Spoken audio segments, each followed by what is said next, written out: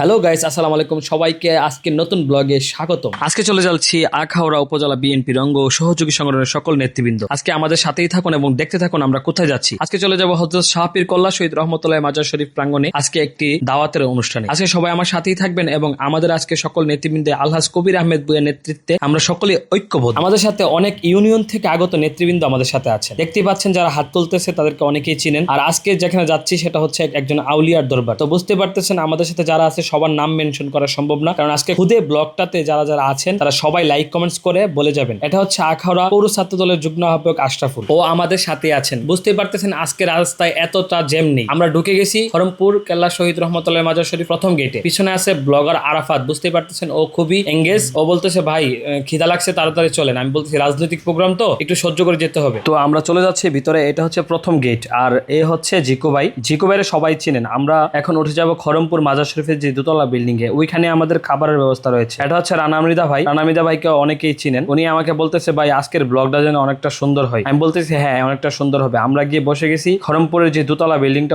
ওইখানেই দস্তরখানা। ওইখানে মেহমানগণ গেলে ওইখানেই খাবার দাবার দেওয়া হয়, বিশেষ করে স্পেশাল লোকদের। এটা হচ্ছে আমাদের সোহেল খান। সোহেল খানকে সবাই চিনেন। ও হচ্ছে বর্তমান আখাউড়া উপজেলা ছাত্র দলের সাংগঠনিক সম্পাদক পদপ্রার্থী। ও অনেকটা রাজনৈতিক ব্যক্তিত্ব। আর এর মধ্যে আমাদের খাবার এনে দিয়েছে। আমরা খাবার খাওয়া শুরু করেছি। এটা হচ্ছে গরুর মাংস দিয়ে বিরিয়ানি। খাওয়া শেষ করে সবাই আমার সামনেই প্লেট গুলো এনে রাখছে। বুঝতেই পারতেছেন প্লেট দেখে মনে হচ্ছে যে সবগুলো আমিই খাইছি। খাওয়া শেষ করে হাত মুখ ধুয়ে নিচ্ছি। আর সবাই মোটামুটি বের হয়ে গেছে। আমি সবার শেষে খাওয়া দাওয়া শেষ করছি। শেষ করে আমাদের এখানে একটা এসি রুম রয়েছে, এই যে উপরে দোতলায়, ওইখানে আমরা গিয়ে সবাই রেস্ট নিচ্ছি সকল নেতৃবৃন্দ। আর এখানে অনেকে আছে। আর পরে শেষে আমরা ফটো সেশন করবো। ফটো সেশন করতে চলে গেছি খড়মপুর কেল্লা শাহ মাজার শরীফের যে ভিতরে যে মসজিদখানা, ওইখানে। আজকে এই পর্যন্ত শেষ। সবাই ভালো থাকবেন, সুস্থ থাকবেন। খোদা হাফেজ।